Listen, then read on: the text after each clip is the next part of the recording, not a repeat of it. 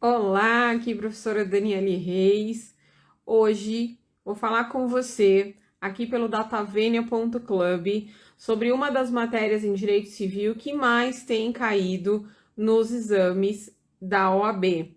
Em todos os últimos exames, desde o exame 30 até um pouco antes, tem caído questões de sucessões. Só no exame 36, que foi o último, que não caiu. Então, certeza que este aqui agora vai cair, né? Então, vamos falar hoje aqui um pouquinho sobre sucessão em geral, sucessão legítima, sucessão testamentária, tá?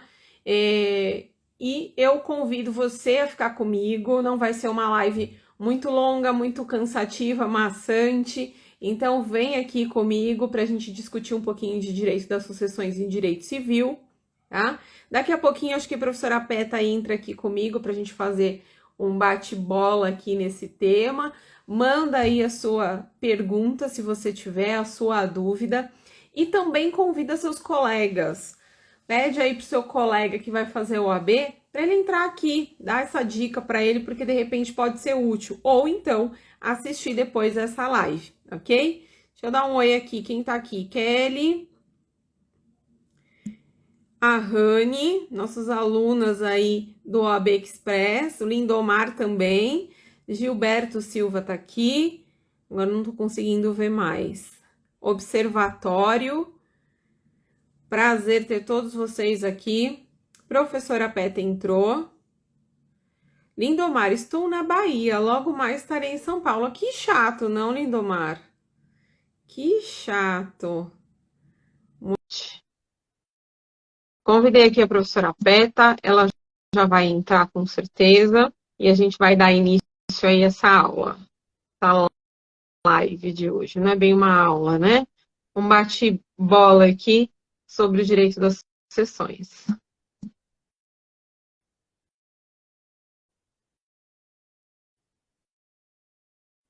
Bom, enquanto a professora está entrando, acho que ela não conseguiu, peraí. Oi, Betinha. Enquanto a professora Peta está entrando, já vou iniciando. Então, vamos lá. Vocês já sabem que em direito civil, a gente nasce e morre, tudo isso está dentro do nosso Código Civil. Eu sempre gosto de falar isso. Então, desde o momento que a gente adquire personalidade jurídica com um suspiro nosso, até o momento que a gente falece, né, que a gente morre, o direito civil regula a nossa vida. E o momento que nós vamos falar aqui dentro do Código Civil está justamente nesse final. Né? Quando nós perdemos a nossa personalidade jurídica e, consequentemente, abre-se a nossa sucessão. Aliás, lá vai primeira dica importante. A OAB já perguntou isso em provas passadas. Quando que se dá a abertura da sucessão? É com a abertura do inventário?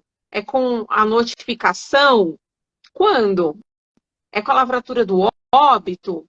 É com o óbito. Morreu, automaticamente eu tenho, pelo princípio de Césine, ou Saizine, que se escreve, né? Mas é um princípio francês, então se diz Saizine, Césine, tá? A partir deste momento já se abre a sucessão e, consequentemente, os herdeiros passam a ter direito sobre aqueles bens. O que a gente precisa é regularizar estes bens deixados pelo decujus aos respectivos herdeiros, que nós vamos relembrar aqui alguns pontos chaves, né? A gente precisa regularizar isso com o processo de inventário. Afinal de contas, quando a pessoa morre e deixa seus bens, esse patrimônio fica sem titularidade. Costumo dizer que esse patrimônio fica acéfalo, ele fica sem um titular e, consequentemente, eu preciso transmitir isso para alguém, né? E, então, né, se eu não faço o processo de inventário, seja na modalidade judicial ou extrajudicial, eu não consigo dar uma nova titularidade para esses bens que são destinados a esses herdeiros, certo? Professora Peta, acho que está com alguma dificuldade. Deixa eu tentar de novo chamá-la. Oi, Peta. Aê, deu certo. Ah, consegui. Ah, que bonitona. Ah, você viu? Hoje eu tô parecendo gente, né? Nossa, que lindona. É, porque as últimas lives eu tava com cara de doente, né? Para. Aquela cara de quem tava na praia, né? Agora voltamos, estamos trabalhando, né? Então acabou férias. Isso Tô aí. aqui, ai, na minha caneca. Olha só. Oi, Fernando. Quanto tempo, doutor Fernando? O doutor Fernando sempre participou das minhas lives. Hoje está aqui o Valério também, que já é advogado, é um ex-aluno. Mário está aqui, a Laís está aqui, o Lucas também é um ex-aluno, hoje já advogado. Então, olha aí, o pessoal vai prestar o OAB, quantas inspirações hoje aqui para Ó, vocês. bom, hoje eu vou ficar aqui de espectadora, de aluna, né? E vou fechar o microfone, que eu vou aprender muito sobre sucessões, porque eu não sei nada. Tenho certeza que eu vou aprender muito hoje. E aí, se eu tiver dúvida, eu levanto a mão e faço pergunta, tá? Isso aí. Ela vai fazer aquelas perguntas bem cabeludas. Aí eu vou falar assim, não, isso não cai na OAB, deixa pra lá. Mentira, gente. Vocês Fala sabem assim, que eu ah, não, respondo. isso daí você pergunta para outro professor. Ah, pergunta. Prazer em vê-lo também, Fernando. Então vamos lá. Então eu já fiz uma abertura aqui, já expliquei um pouquinho para vocês para a gente se situar dentro do Código Civil, que a gente está em sucessões. A partir do momento que a pessoa morre, para a gente regularizar, eu preciso do procedimento de inventário. Mas o processo em si nós não vamos tratar hoje. Como nós vamos tratar direito material, sucessões, então pega lá, se você quer anotar, a gente vai falar de alguns artigos chaves que já caíram na OAB. Por exemplo, quando a gente fala de sucessões, é a partir de 1784. O que já caiu, 1789, por exemplo, diz assim: havendo herdeiros necessários, o testador só poderá dispor da metade de herança. O que nós estamos falando aqui? E a OAB já colocou várias questões nesse tocante. Ela está falando daquela proteção da legítima. Metade, 50%. Se a gente voltar na história do direito das sucessões, a gente vai ver que lá atrás a gente dispunha de 1/3 do patrimônio, né? Isso veio da coroa portuguesa, veio de Portugal essa tradição. E aí o Brasil, quando foi aprimorando as suas regras, falou, não, metade, né? É o que a gente tem que dispor.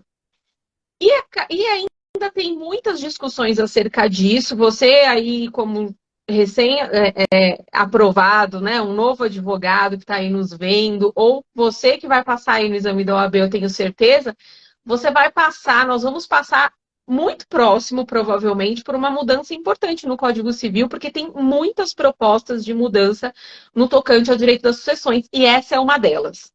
Qual é a intenção dos doutrinadores, dos legisladores, dos estudiosos do direito civil das sucessões? Ou acabar de vez com essa proteção da legítima, ou então diminuir isso, tá? Diminuir esse percentual. Por quê? Porque a pessoa é dona do seu patrimônio, ela tem que ter liberdade para fazer o que ela quer. Essa é a discussão. Né? Então, se eu sou dona do meu patrimônio, por que eu tenho que obrigatoriamente deixar 50% para os meus herdeiros? Né?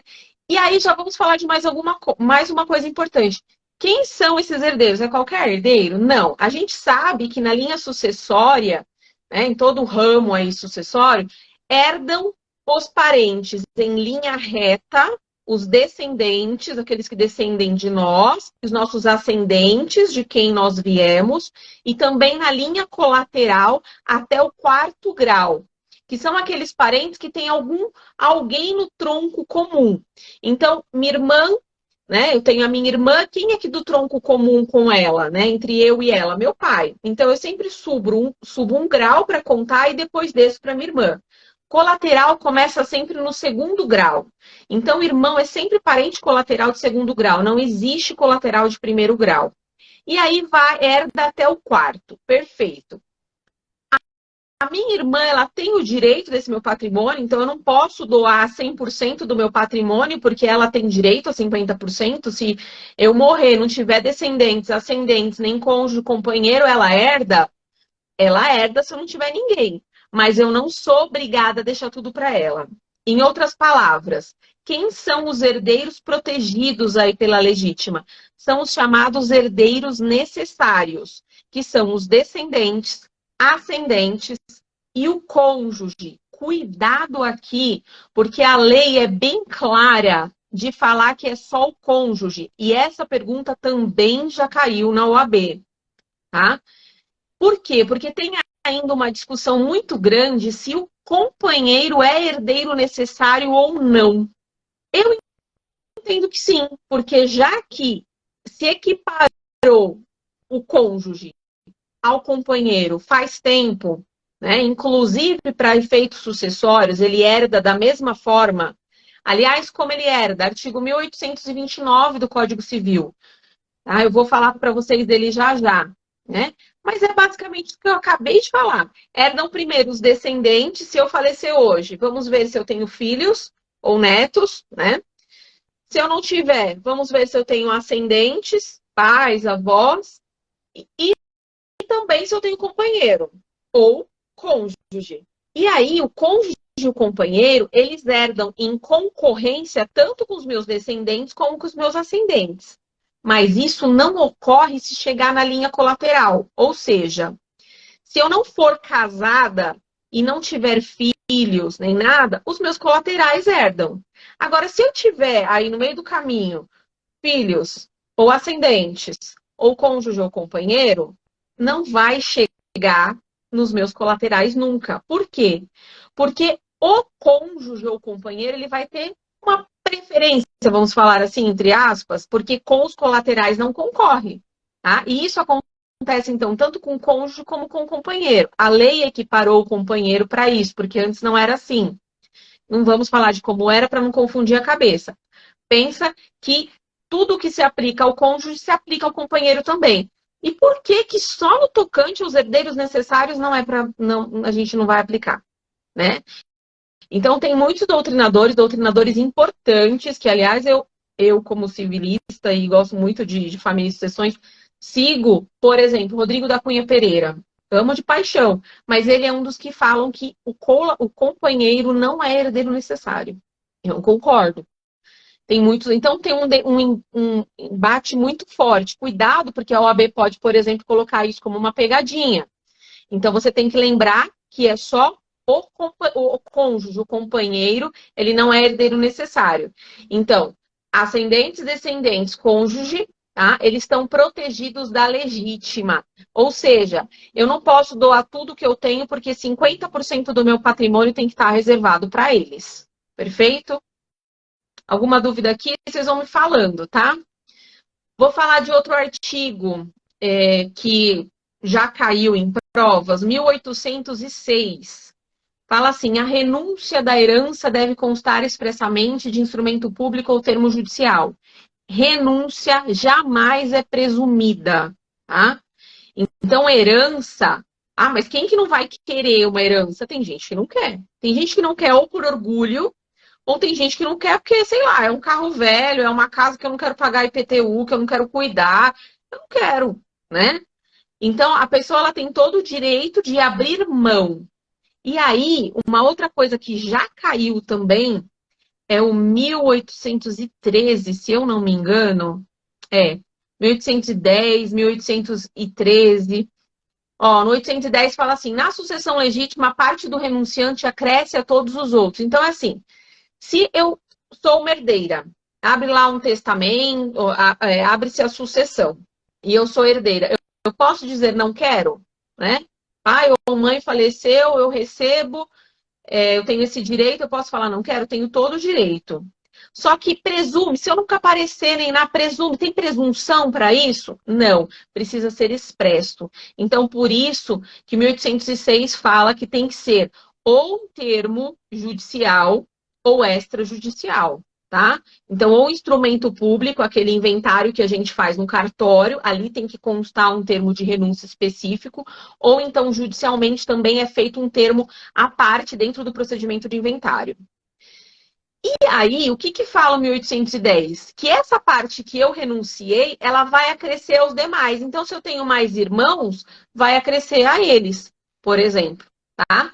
ou se eu fizer uma renúncia translativa, é o que os cartórios na prática chamam de cessão. Eu estou transferindo, então eu não quero, eu vou passar para a PETA. Eu posso? Posso. Mas aí eu tenho que ceder para ela, abrir mão expressamente e dizer, eu não quero e quem vai receber é a PETA. Lógico que vai gerar uma nova escritura e vai gerar impostos que a PETA tem que pagar, porque é sempre o adquirente pensa nisso, né? É o adquirente que tem que arcar com os impostos, a menos que eles acordem de forma diferente. Tudo bem? Peta, vai me falando se tem alguma dúvida, alguma coisa aqui. Acho que não. Mas vou lembrando vocês aí dos artigos. Ó, já não quero mais isso aí não, viu? Pode ficar. Esse Não negócio quer de mais, imposto tá aí, vendo? já tô fora. Nem Viu? Já sempre, tô mas é fora. verdade. Mas é verdade isso. Tanto que isso da renúncia tem muito a ver com isso. A pessoa, às vezes, ela herda, mas ela não tem dinheiro para pagar o imposto. Ela fala, aqui que eu vou abrir mão. Fica para os outros, porque eu não tenho como pagar, né? Então, Então isso é agora eu tenho uma dúvida. E se, por exemplo, ninguém quiser? Pode todo mundo renunciar? pode. E fica Podem para todos. quem? Aí fica para o Estado. Quando não tenho ninguém, eu não tenho descendentes, ascendentes, cônjuge, companheiro, não tenho colateral até o quarto, não tem ninguém, sou sozinha na vida. Aí vai para o Estado. A herança ela fica jacente por um tempo, que é a expedição de digitais, todo um procedimento cuidadoso para verificar se não tem ninguém Isso que eu ia mesmo. E, perguntar. e aí abre a vacância desta herança, ela fica vaga, né? Essa é a origem da expressão da vacância. Então ela fica vaga e vai a gente fala para o Estado, na verdade, vai para o município onde esses bens estão, pode até ser partilhado, enfim. E esse Tá? prazo de vacância, ele varia de acordo com o valor, com o bem? Como é que funciona? Está É na um prazo lei que fixo? Ah, tá. abriu, tem até 5 anos da sentença de vacância para alguém aparecer, Tá, senão tá. já era. Se aparecer Tá? depois, perdeu o Playboy. Perdeu, não tem o que ser feito. Tá? Entendi. A não ser que tenha havido alguma nulidade no procedimento, mas muito raro, porque sempre é muito cuidadoso. Tá? Ok. O 1818, para a gente finalizar essa questão aí de sucessão em geral, esses artigos que eu estou mencionando, que já caíram muito na OAB, a gente está lá no início da sucessão e sucessão em geral. Fala assim, aquele que incorreu em atos que determinem a exclusão da herança será admitido a suceder, se o ofendido tiver expressamente reabilitado em testamento ou outro ato autêntico. O que é isso? O que é essa exclusão? São excluídos da herança aqueles que praticam atos de indignidade, que, aliás, estão ali um pouco mais acima no 1814.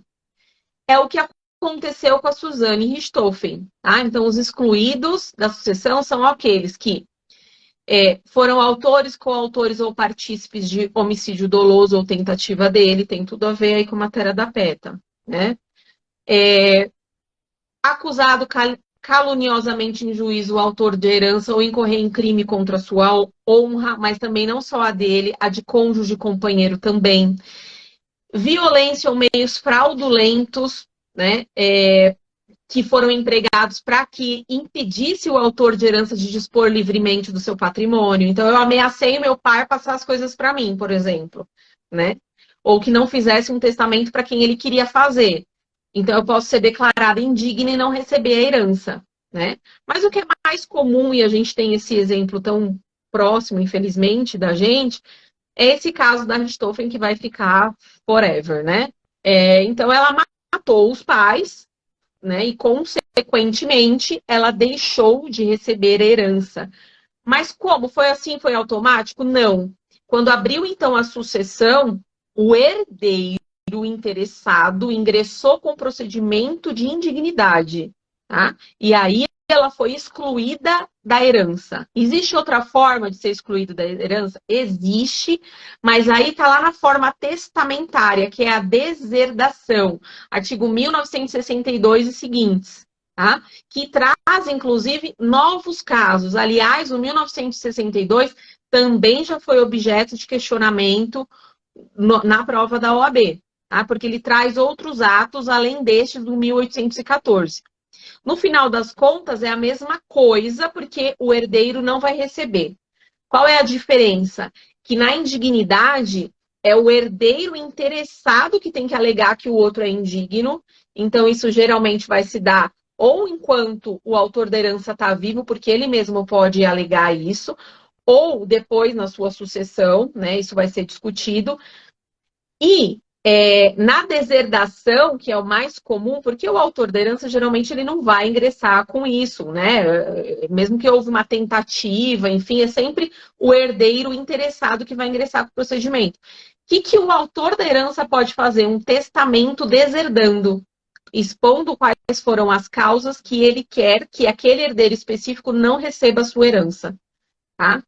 Então, essa é a diferença da deserdação, que a exclusão por indignidade, ela está nas regras gerais de sucessão e da deserdação está lá nas regras testamentárias. E o que o 818 está falando? Quer dizer, então, que eu posso... meu filho atentou contra mim, vamos supor que eu tivesse 2 filhos, um filho atentou contra mim, eu já sei que quando eu morrer o outro vai querer declarar ele indigno, eu estou com dó, eu quero perdoar, eu posso fazer um testamento perdoando.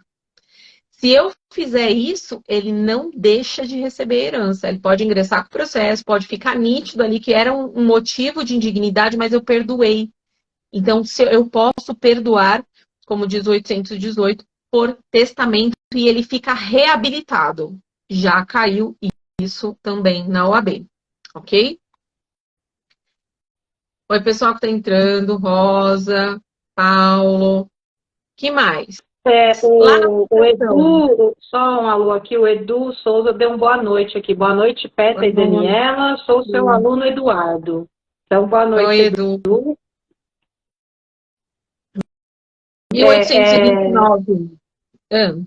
Não, eu ia falar que falam que o Código Penal é bonzinho, mas o Código Civil também é, né? Pode perdoar, pode então deixar para lá. Tá vendo? É legal. Né?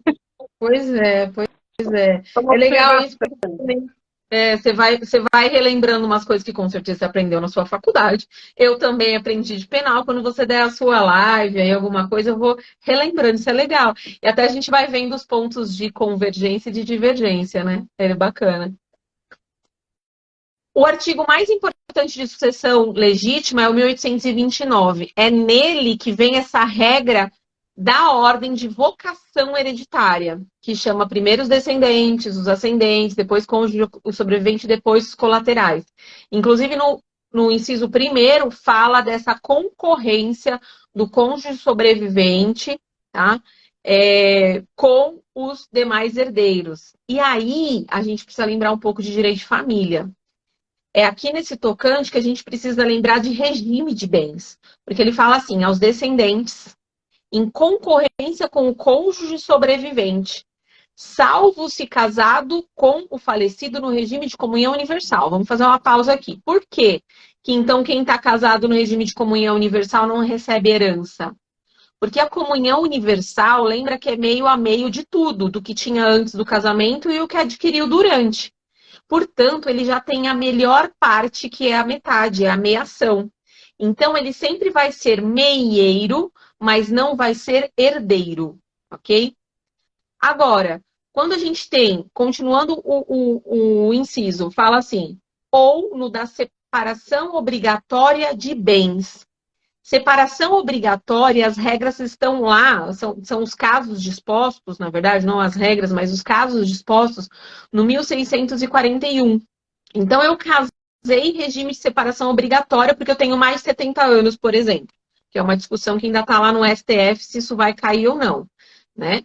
Mas, por enquanto, quem casa hoje, com mais de 70 anos, obrigatoriamente tem o regime de separação de bens, pela lei. Este daí, ele também não herda. Por quê? Porque a lei quis proteger. Então, não seria protetivo não deixar que ele tivesse meação, mas que ele herdasse.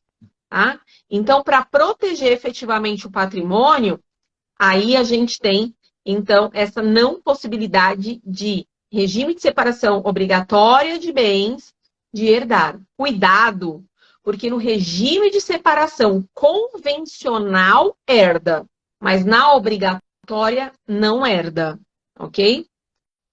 Ou, continuando o artigo, ou se no regime da comunhão parcial o autor da herança não houver deixado bens particulares.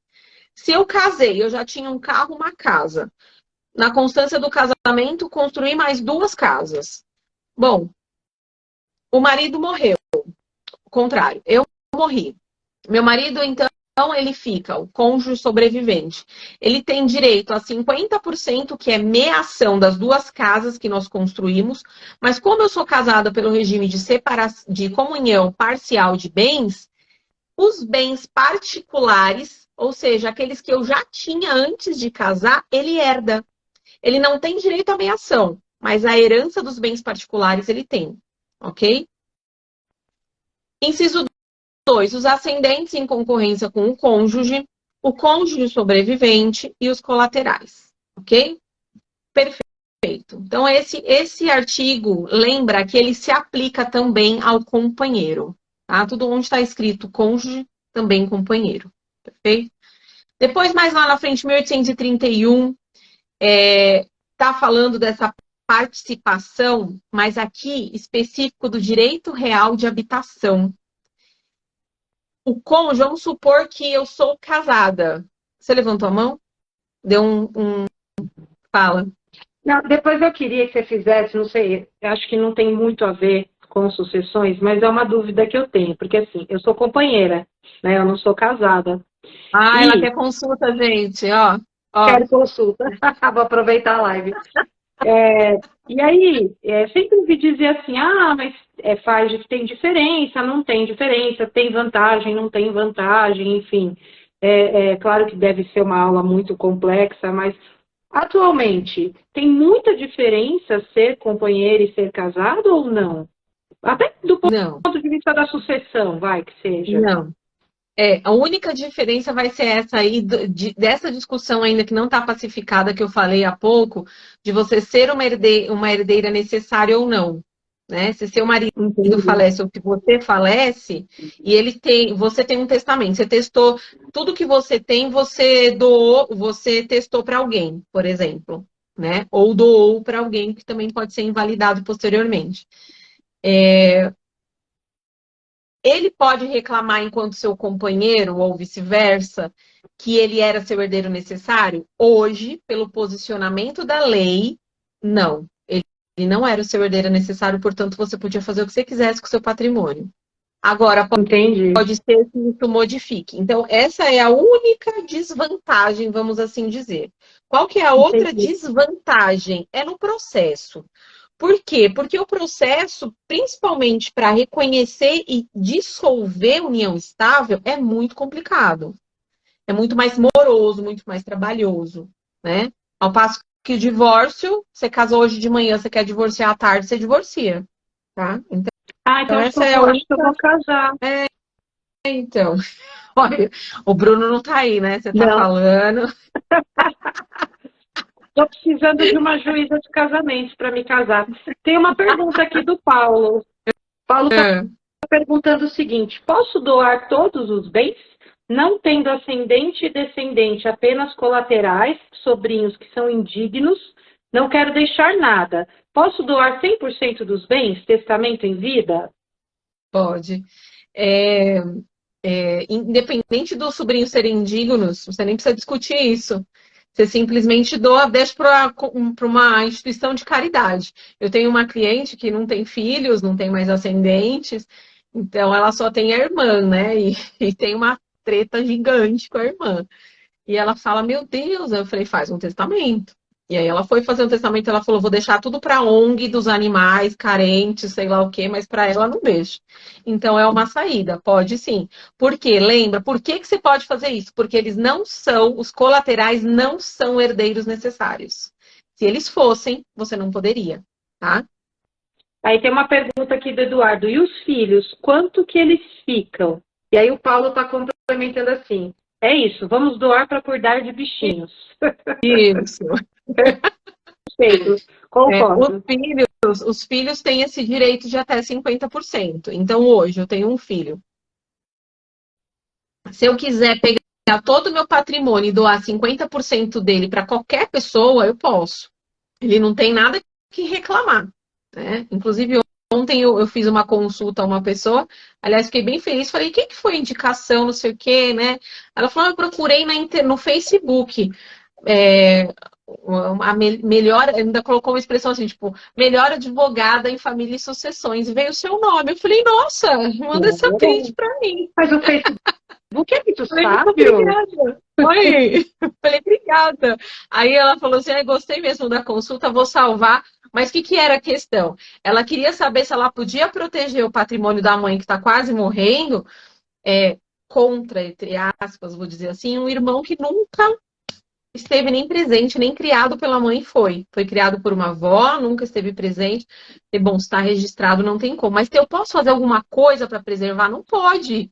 Eu fui bem clara com ela. Eu falei assim, você concorda comigo que você pode morrer antes que sua mãe? Você está falando que sua mãe está quase morrendo, mas você não pode morrer antes que a sua mãe? Você pode. Então, não existe essa forma de adiantamento, de negociar herança de pessoa viva.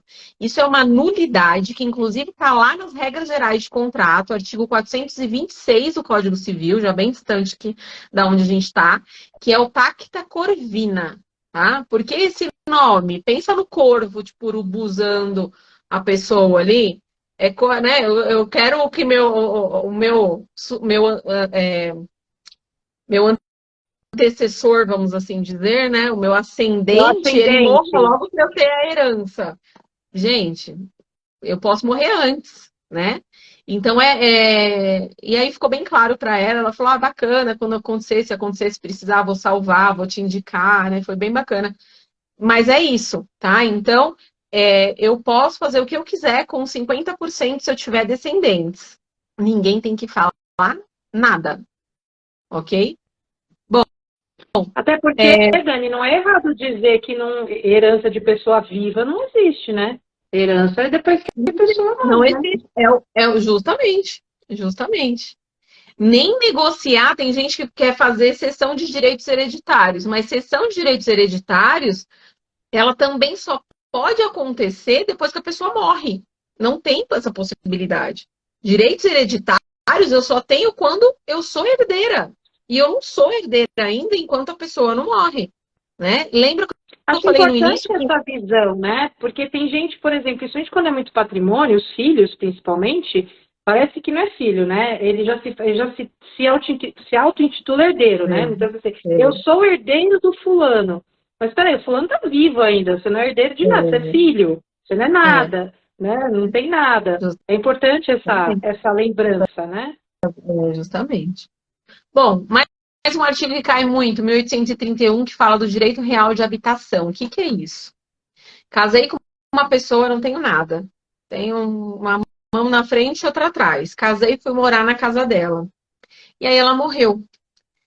Independente do meu regime de casamento, eu tenho direito real de habitação. Ninguém me tira dessa casa até eu morrer. Ué, mas e os herdeiros? Vamos supor que você casou com, né, Daniela? Você casou com uma pessoa que já tinha lá 2 filhos. Eles são herdeiros, você não é. Vamos supor que você tenha casado com um regime de separação obrigatória de bens. Né? Casei lá com o velhinho há mais de 70 anos de idade. Regime de separação obrigatória de bens, não tenho direito à meação e não tenho direito à herança. Não é nada meu, não tenho uma mão na frente e outra atrás. Pode me colocar na rua? Não, direito real de habitação. A lei quis proteger o cônjuge ou companheiro sobrevivente. Portanto, eu posso ficar no imóvel até eu morrer. Ninguém me tira de lá. Mas e os herdeiros? Não pode fazer alguma coisa? Não pode. Inclusive, a STJ já até decidiu que eles não podem sequer me cobrar aluguel, taxa de ocupação por estar usando o imóvel. É gratuito, tá? Então, esse entendimento também já caiu na OAB. Tô gostando dessa aula de civil, gente. Tô curtindo, hein? Tem uma pergunta da Elizabeth aqui, ó. Meu ex-cunhado separou da minha irmã com 3 filhos. Ele se casou novamente, mas não tem filhos com a atual mulher. Como fica a herança no caso de falecimento dele ou dela. Entendeu? Então, Ele tem 3 filhos. Fala de novo. Deu uma cortada aqui.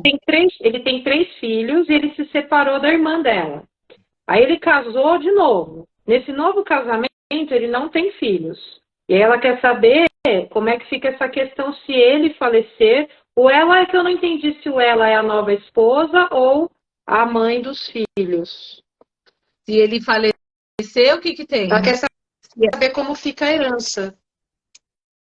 Se eles já são separados, ela não tem direito a nada. Eles já dividiram. Se eles construíram alguma coisa na constância do casamento, provavelmente se casaram pelo regime de comunhão parcial de bens, ela não tem direito a mais nada, porque já houve ameação. Se ele morre, ela também. E ele tinha, por exemplo, bens particulares, como o meu exemplo, ela também. Ela está divorciada, né? Então, aí vai a herança para os filhos. Ok? Não tem nada. Agora, é nova companheira ou esposa, ela pode concorrer nos bens particulares, por exemplo, com esses filhos. Pode sim. Deixa eu só responder para a Kelly aqui. Kelly, olha só. Eu estou adorando a aula, porque é com a Dani, maravilhosa, linda, minha quase irmã gêmea. Estou aprendendo várias coisas legais, mas o meu coração bate pelo penal, tá? Mas eu agradeço o convite. Ela escreveu aqui, civil é melhor que penal. Vem, Teta. Não, amor, não vou. Não vou ficar aqui. Deixa o civil para nossa musa do direito civil maravilhosa, que é a Dani. Bom, e lá nos colaterais? Vamos lá no 1840. Na classe dos colaterais, quem que herda, né? Sempre assim, os mais próximos vão afastando os mais remotos. Lógico, se eu tiver filho e neto na linha reta, vai para o meu filho, não vai para os netos, óbvio, tá? E na linha colateral é a mesma ideia? Sim. Se eu tenho irmão, vai para o irmão. E se meu irmão é falecido e eu tenho sobrinhos?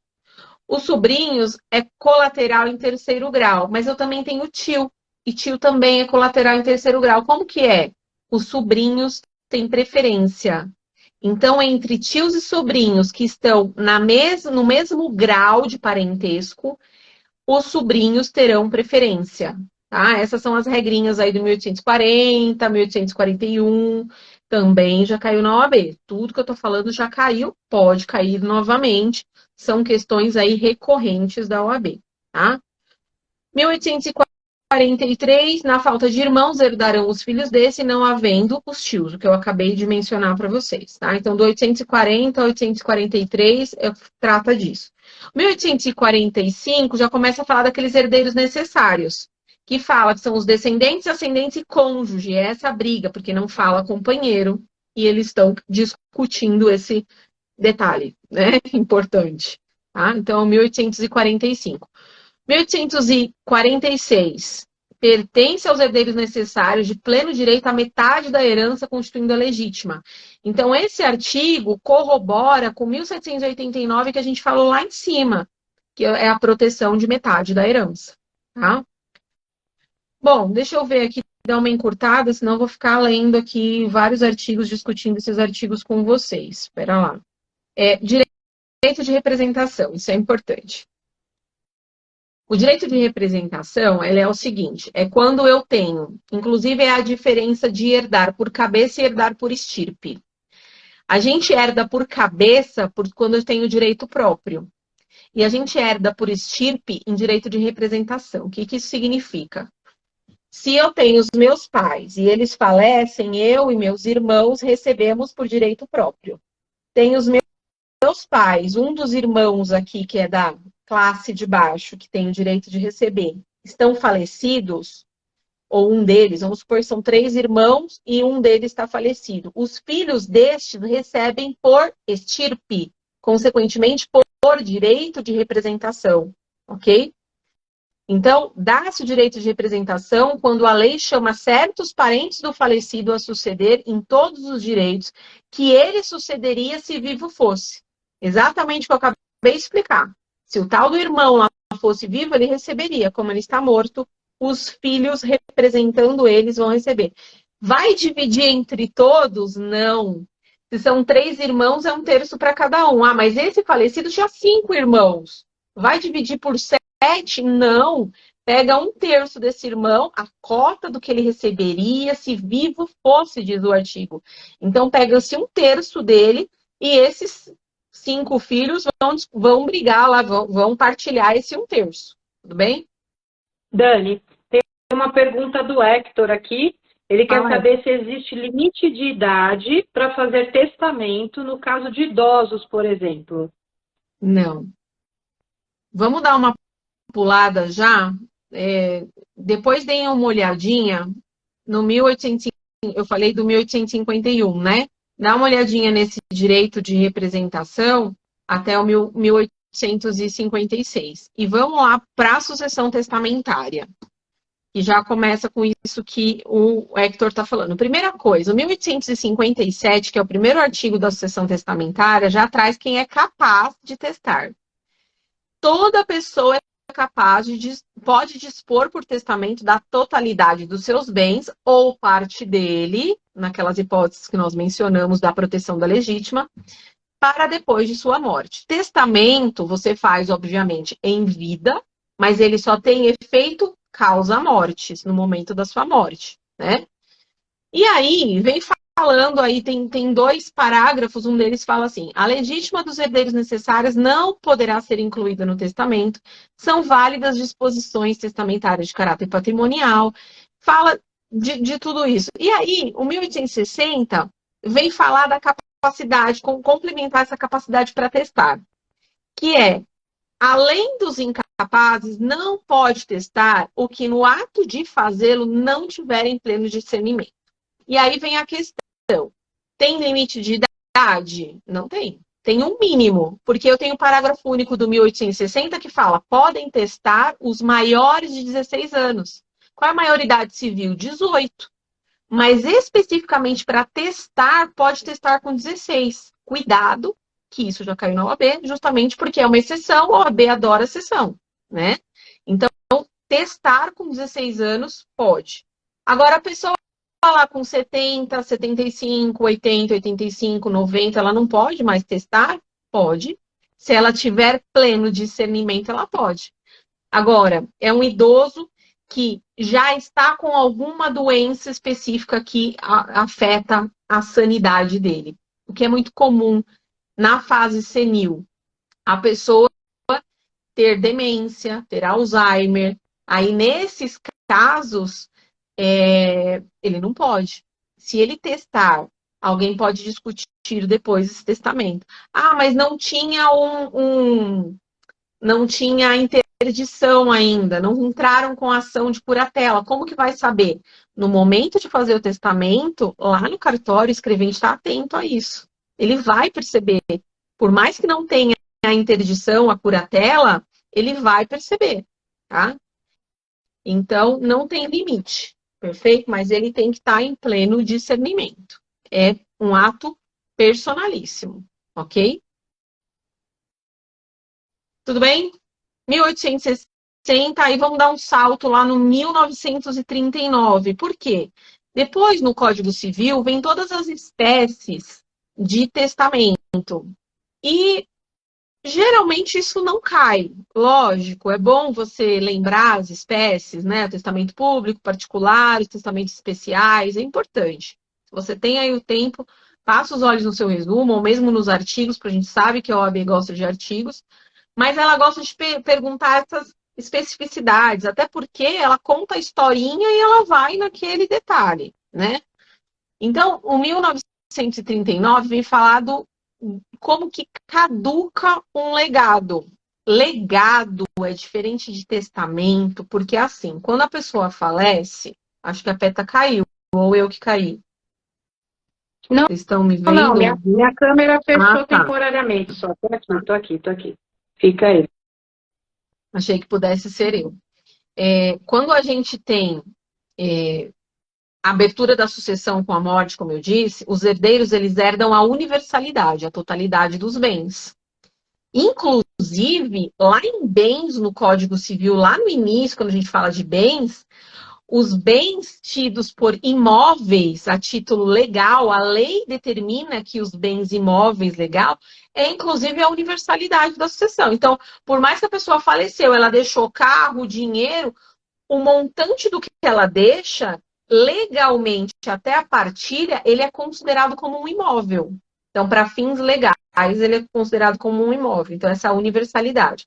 Agora, quando eu deixo algo para alguém específico, eu tenho casa, carro, dinheiro, joia, tenho 1000 coisas, eu falo assim, mas eu deixo o carro X para PETA. É um legado, porque eu estou dando singularidade para esse patrimônio, tá?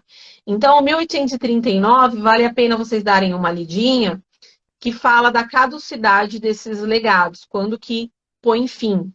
Por exemplo, quando você for excluído da sucessão, eu deixei para a PETA, mas ela tentou contra a minha vida. Algum herdeiro meu pode ingressar com ação de indignidade, né, e falar, ó, a PETA não tem que receber, tá? Eu deixei um carro, o tal do carro, sei lá que foi carro, nem sei mais o que eu deixei para a PETA, e o carro pereceu, caducou. Pereceu. Tava lá guardado numa garagem, veio uma enchente, um incêndio, sei lá. Já era o carro. Sinto muito, né? Então, tem algumas hipóteses de caducidade aí do testamento.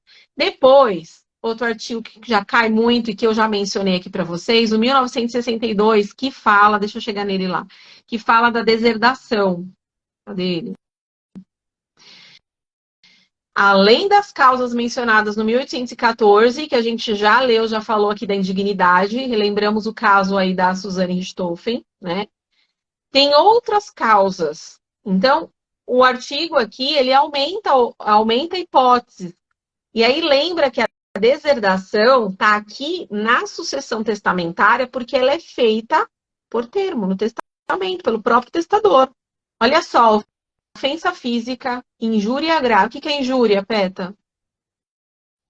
Injúria pode ser real, pode ser física, né? Pode ser com xingamentos também, pode ser. A gente tem várias espécies de injúria, né? Artigo 140 do Código Penal. Olha lá. Relações ilícitas com a madrasta ou com o padrasto. Olha só. Fica sabendo que, então, assim, aqui, o 1962, ele está falando a deserdação dos descendentes por seus ascendentes. Então, vamos supor que o seu pai casou de novo e você teve relação com a madrasta. Ele já faz um testamento te deserdando. Tem uma hipótese aqui.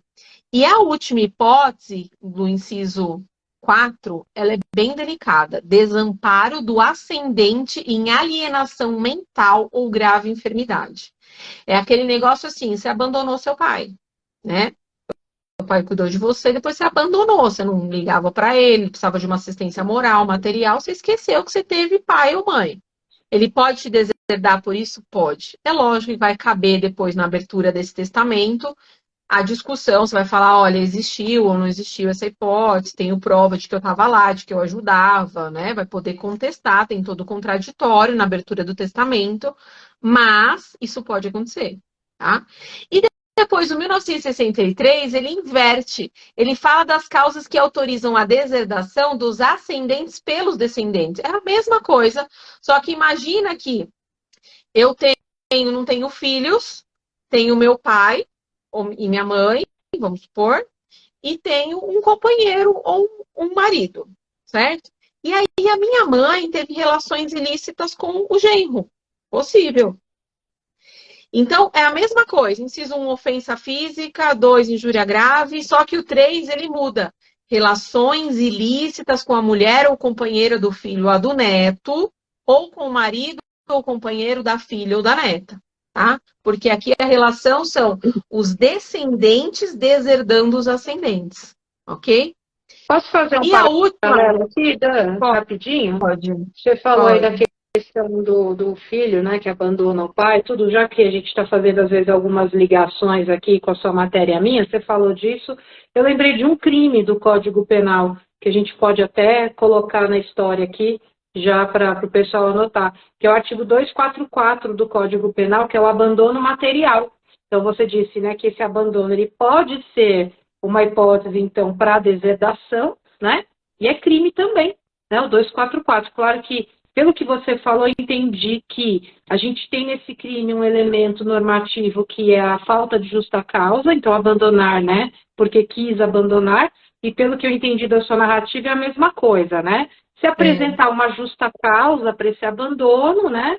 Dá para discutir essa deserdação. A ideia é a mesma aqui no 244. Então, tem o crime também no Código Penal. A gente fala, inclusive, do crime de abandono material quando a gente fala de alimentos. Quando o pai ou a mãe deixa de pagar alimentos, também. A gente pode discutir no âmbito penal. Às vezes, o próprio promotor, ele pode já dar início no procedimento. Tem parágrafo específico para os alimentos no artigo 244. Então, justamente. Então, legal o paralelo. Só falar, então, do último inciso do 1963, que lembra, a gente está falando, então, da possibilidade do descendente deserdar o ascendente, né? E aí, o inciso 4, que antes, lá no 1962, falava, né, você desamparou o seu pai, sua mãe, seu avô, enfim, quem quer que seja que possa te deserdar, aqui é desamparo do filho ou do neto, mas olha o detalhe, com deficiência mental ou grave enfermidade. E aqui está uma briga, pode ser que também seja alvo de mudança próxima, tá? E cuidado, porque vai que a OAB coloca isso para te confundir, a ideia ainda não mudou, é só nessa hipótese de desamparo do filho ou do neto com deficiência mental ou grave enfermidade, tá? Qual é a hipótese que se fala muito hoje? Do abandono de afetivo. Então, eu não dei afeto, eu não dei carinho. Eu até pagava pensão para o meu filho, mas eu não participei da escola, eu não fui no aniversário, eu não saía à noite, eu não dormia com ele, eu não vi crescer. Abandono afetivo, que é cabível, inclusive, indenização, né? Há uma proposta para mudar esse inciso aqui e deixar simplesmente o desamparo do filho ou do neto. Porque imagina, eu fui desamparada, meu pai não me criou, né? Nem aí para mim. Aí eu morro, não tenho descendentes, minha herança vai para ele. Legal, né? Ele não me ajudou, não fez nada, e ele ainda vai receber minha herança, entende? Então é essa possibilidade aí que estão brigando para modificar de deserdação. Perfeito? Gente, tentei abordar tudo de uma forma mais breve para vocês, de tudo que já caiu até hoje. Lembro vocês, nos últimos exames, né, de 5 anos para cá, mais ou menos, todos os exames caíram sucessões, né? Lógico que para trás também caiu, mas o levantamento que eu fiz foi dos 5 últimos anos. Todos caíram, com rara exceção do último exame, que não caiu uma de sucessão, tá? Mas é uma matéria importante, especialmente também quem vai fazer segunda fase de civil, sempre cai sucessões, né? Pode cair uma peça, inclusive, com esse mote, assim como pode cair questões. Então, se preparem também, não deixe para lá, toda a matéria é importante, toda a ramificação do direito é importante, toda a matéria dentro de cada ramificação é importante, né? E aqui está uma delas. Essa é a segunda matéria mais cobrada, o que mais se cobra na OAB é contratos. E essa é a segunda matéria mais cobrada na OAB em Direito Civil. Beleza? Dan, tem aqui 2 elogios para você. A Silvia Leite, advogado, dizendo: boa noite, professora Daniele. Impossível exposição mais clara. Parabéns. A Dani é tudo de bom, né, gente? Eu já falei e repito que acho que se eu tivesse tido aula com a Dani na graduação, talvez eu não tivesse ido para o penal, né? Confesso que talvez eu tivesse gostado do direito civil. Ainda bem que eu não tive aula com a Dani. E aí o Eduardo também mandou aqui: obrigado, parabéns por todas as respostas, vocês são demais, abraço. Então, o pessoal aí elogiando a sua super aula, a Kelly também agradecendo aqui. Foi bacana, hein? Gente, ó, deixa eu mostrar. Bacana. Eu anotei. Olha, que bonitinha! Anotei tudo que você falou. Estava anotando tudo. Olha aí, que aluno exemplar. Aí eu ia falar, ó, é Silva Leite, é o Wesley. Eu falei, eu ia falar Wesley, eu pensei, eu acho que é o Wesley. O Wesley foi um aluno muito querido, hoje já advogado, está decolando aí. Desculpa, errei o nome aqui, me perdoa. O Paulo também foi um aluno. Legal. Kelly, boa aula. Obrigada, Kelly. Muito bom, gente. Sucesso para vocês aí. Lógico que também tudo que eu falei aqui cabe para a vida prática, então por isso que também a gente teve aqui vários advogados já acompanhando a gente. Muito bom. E vão convidando, vai falando pro povo, fala, ó, de quarta-feira tem live, né? Quarta que vem, um de nós vai falar, possivelmente é o Rafa, se eu não me engano, na nossa programação, né, Peta? Possivelmente é o Rafa semana que vem. Então estejam aí acompanhando a gente de quarta à noite. Beleza? Ou assistam depois. Logo a gente vai falar de penal ou processo penal. E como a gente sempre fala para vocês também, mandem sugestões de temas. Pessoal aí que diz que não gosta de penal, mas no fundo eu sei que gosta.